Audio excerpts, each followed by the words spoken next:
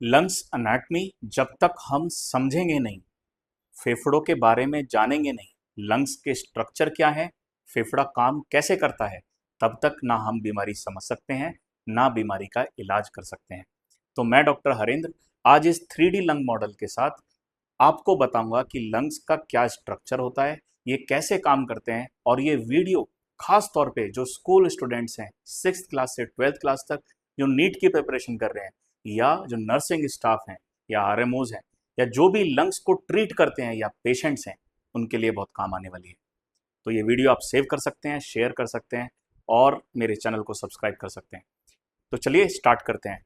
तो आप ये सामने स्ट्रक्चर देख सकते हैं। तो चेस्ट वॉल जो हमारा थोरैक्स है, तो चेस्ट वॉल हमारा रिब्स से कवर होता है। तो मैं रिब्स को हटा देता हूं, तब हमें इस तरह के स्ट्रक्चर्स दिखते हैं।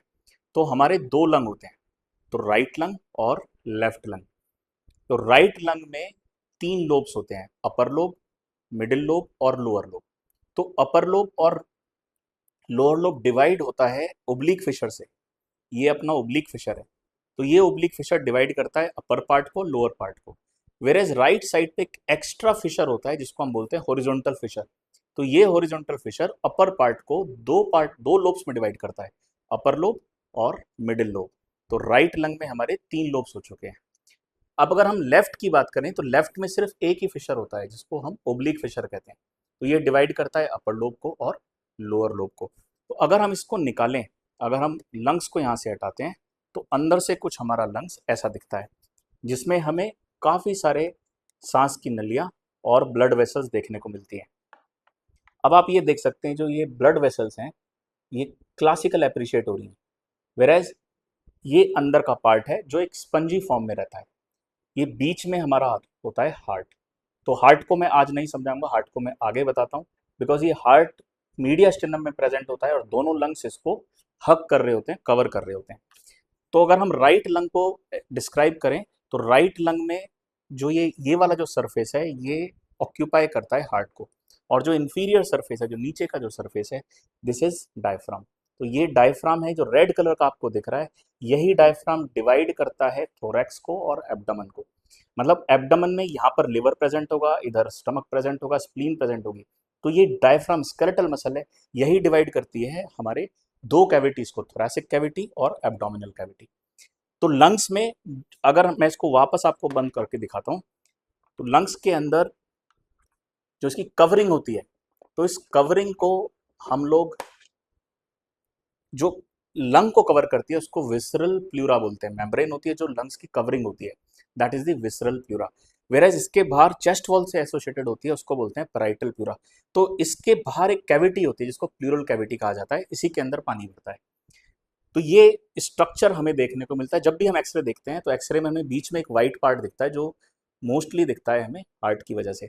तो हार्ट का काम होता है पंपिंग करना।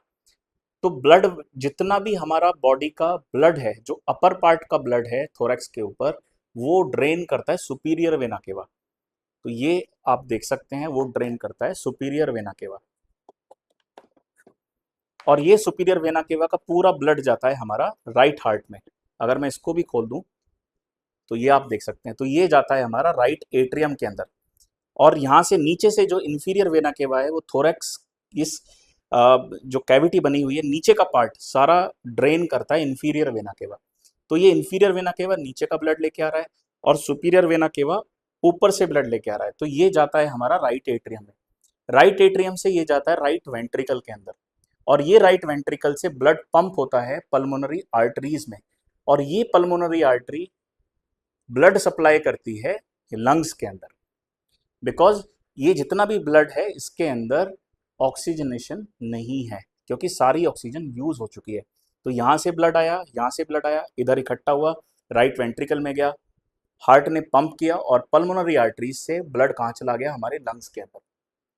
तो लंग्स क्या करते हैं, जब ये डायफ्राम नीचे की तरफ जाता है, तो हमारे लंग्स एक्सपेंड करते हैं, और नेगेटिव प्रेशर की वजह से एयर हमारी लंग्स के अंदर फिल हो जाती है। एयर में क्या है, ऑक्सीजन, और ये ऑक्सीजन ब्लड के थ्रू वापस हमारा लेफ्ट एट्रियम में आ जाता है थ्रू दी पल्मोनरी वेन्स। फिर ये ब्लड यहाँ पर इकट्ठा होता है लेफ्ट वेंट्रिकल में, और फिर आयोटा के थ्रू ये डिवाइड हो जाता है पूरी की पूरी बॉडी के अंदर। तो इस तरीके से सर्कुलेशन होता है, ऐसे हार्ट और लंग आपस में काम करते हैं। सो आई थिंक ये स्ट्रक्चर आपको समझ में आया होगा, ये बहुत इंपॉर्टेंट चीज़ है किस तरीके से ब्लड फ्लो करता है। तो लंग्स के दो इंपॉर्टेंट काम हो गए, पहला ये एयर को अंदर लेता है, उसके अंदर ऑक्सीजनेशन होती है, और यहाँ पर जो पैरेन्काइमा होता है वहाँ पर ऑक्सीजनेशन होता है, और जो भी कार्बन डाइऑक्साइड ब्लड के अंदर है वो हमारी वापस लंग्स के जाती अंदर चली जाती है और लंग्स से वॉश आउट हो जाती है। So that is a main part. Important चीज़ें जो इसकी पैथोजेनेसिस है या इसके क्लिनिकल एस्पेक्ट्स हैं वो मैं आपको अगली वीडियो में बताऊंगा।